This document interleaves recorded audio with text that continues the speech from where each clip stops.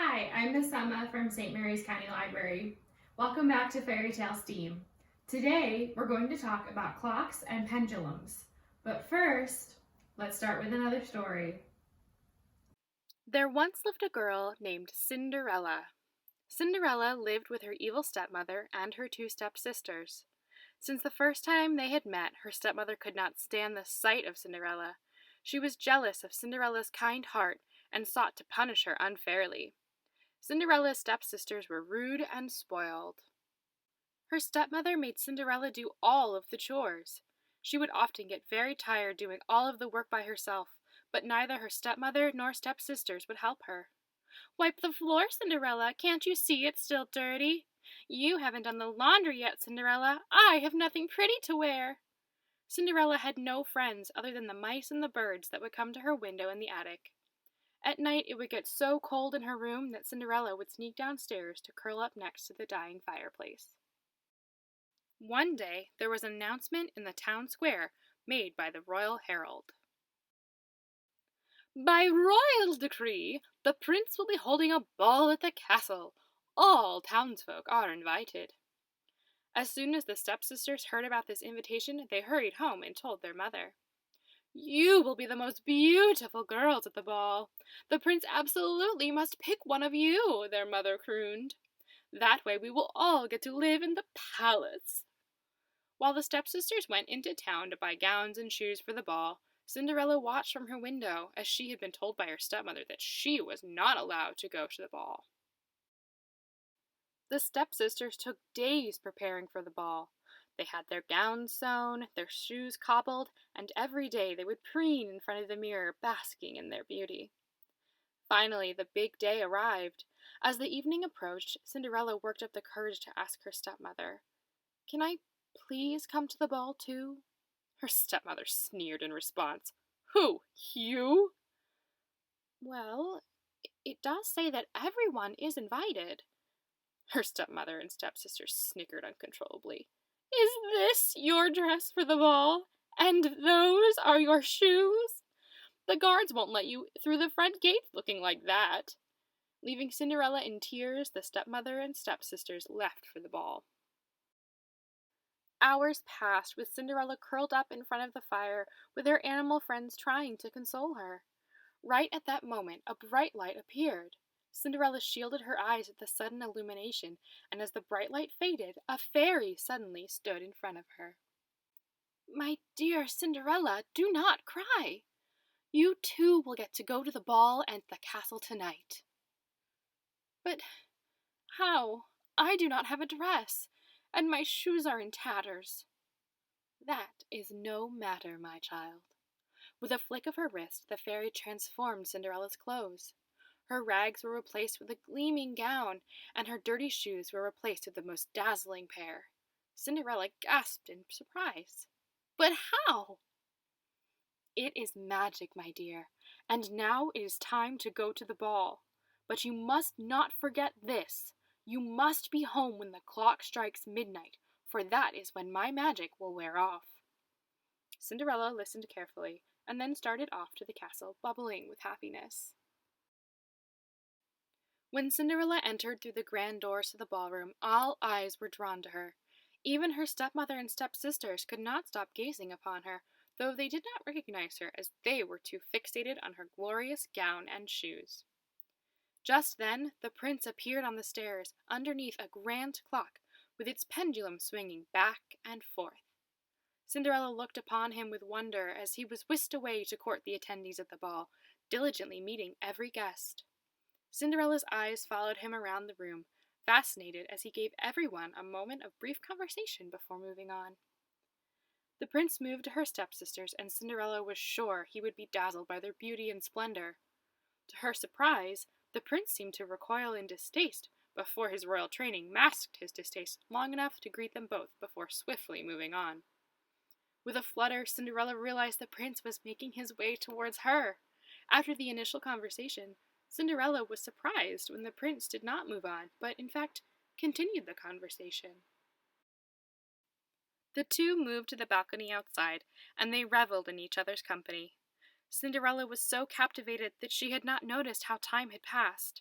At some point, the big clock caught her eye, and with a shock, she saw that it was seconds from midnight. Panicked, she hastily made her way back to the exit, the pendulum under the clock swinging back and forth, left and then back to the right, ticking down the last few seconds before the magic wore off. The pendulum swung left as the prince turned to her, bewildered. "Wait! I haven't even gotten your name!" It swung right as another second passed, and Cinderella dashed through the ballroom. The pendulum swung left. Cinderella pushed through a group of guests. The pendulum swung right. Cinderella moved down the palace steps, and in her hurry, one of her shoes slipped off. As she turned to retrieve it, the clock began to toll.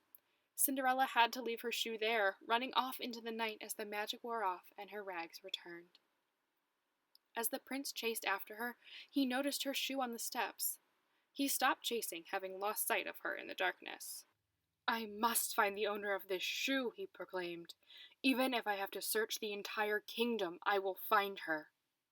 Cinderella came home breathless and went straight up to her room. She began to weep because, although she had a wonderful night with the prince, she knew there was no chance he would ever find her. For even if he did chance upon her, she knew he would not recognize her. The prince and his men went door to door in every house in the kingdom with the shoe he had found on the steps. Time and again, the shoe did not fit, but still he did not give up. Soon he arrived at the house that Cinderella shared with her stepmother and stepsisters. Cinderella was so excited to see the prince in front of the house, and she turned to run down the stairs. Right as she was about to leave her room, her stepmother appeared in the doorway. "And where exactly do you think you are going? You think you are going to try on the shoe too?" With a cackle, her stepmother slammed her door shut and locked it from the outside. Meanwhile, downstairs, the prince presented the shoe to the stepsisters. Try as they might, neither stepsister's foot fit in the shoe. As the prince turned to leave, he heard a voice he recognized. He turned to the stepmother. "Madam, does anyone else live here?" "No, it is just my two beautiful daughters here, and I demand they try the shoe on again." As she spoke, the prince heard the voice again.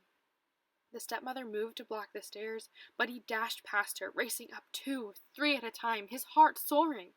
The stepmother and stepsisters raced up after him, crying out in dismay.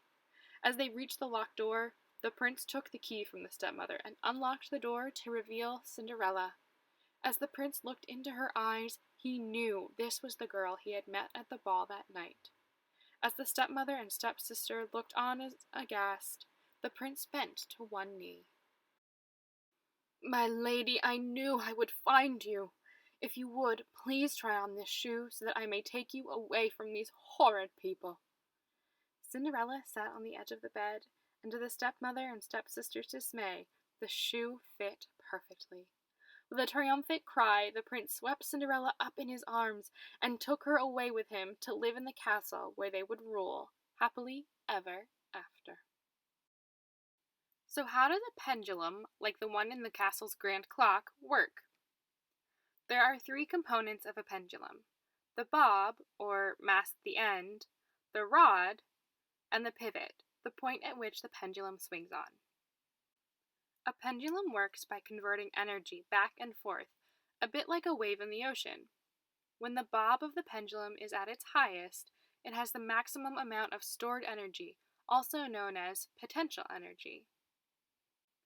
As the pendulum swings down to its lowest point, this potential energy is converted to movement energy, also referred to as kinetic energy. So you can let the pendulum swing back and forth on its own, or in the case of a clock, have it swing powered by the gears. Either way, the principle of periodic motion affects the pendulum. The force of the gravity pulls the weight, or bob, down as it swings. The pendulum acts like a falling body, moving toward the center of motion at a steady rate and then returning. So let's gather some materials and demonstrate this together. We will need tape, a length of string roughly 1 foot long, and 2 coins. We'll be using 2 quarters, but any 2 similar weights will do. Take your coin and tape it to the end of the string as shown. Leave your second coin off to the side. We'll be using that later.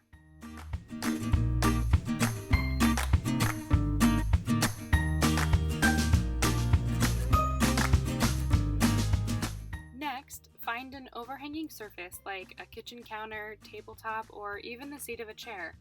Tape your string to the counter so that it hangs down. Just like this.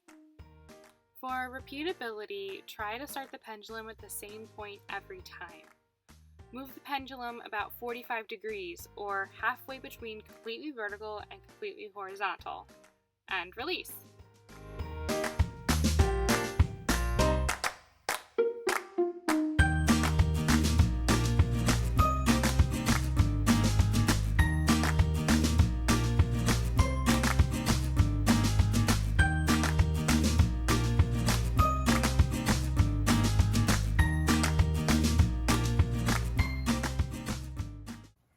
If there were no friction or drag, a pendulum would keep swinging forever. But as we observed, in reality, each swing sees friction and drag steal a bit of energy from the pendulum, causing it to gradually come to a halt. But even as it slows down, the pendulum's swing rate or frequency stays the same. This is why pendulums are so useful for keeping time. As it loses energy, the pendulum doesn't climb as far, but it covers the shorter distance more slowly. So it takes exactly the same time to complete its swing path. So if a pendulum's frequency doesn't change over time, how do we make sure the pendulum swing takes the right amount of time? Maybe add more weight? Let's go ahead and take your second coin and tape it to the first at the end of the string. Take your string with the attached quarter and place the second quarter over top of the first, taping the two quarters together to effectively double the mass of the bob.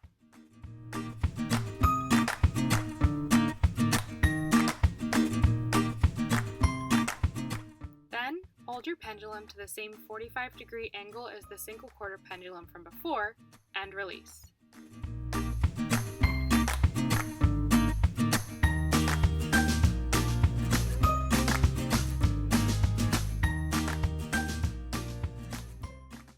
So why doesn't increasing the mass of the bob increase the frequency? Well, as you can see, the mass, m, of the bob does not appear in the equation determining the pendulum's frequency.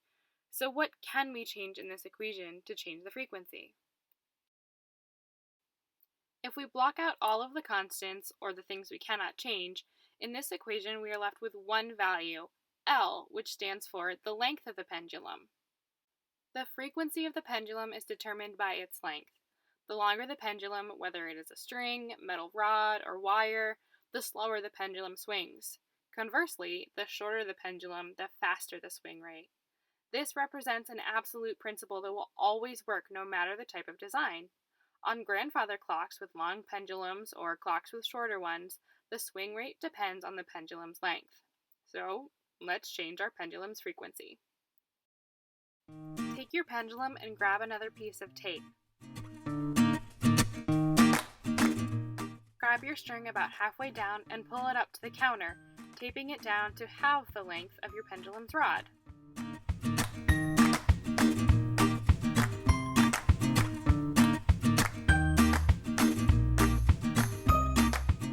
Now hold your pendulum at a 45-degree angle and release. Look how much faster the pendulum swings now.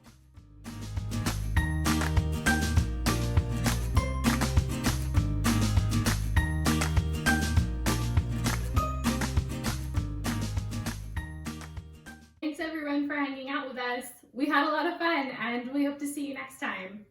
Bye!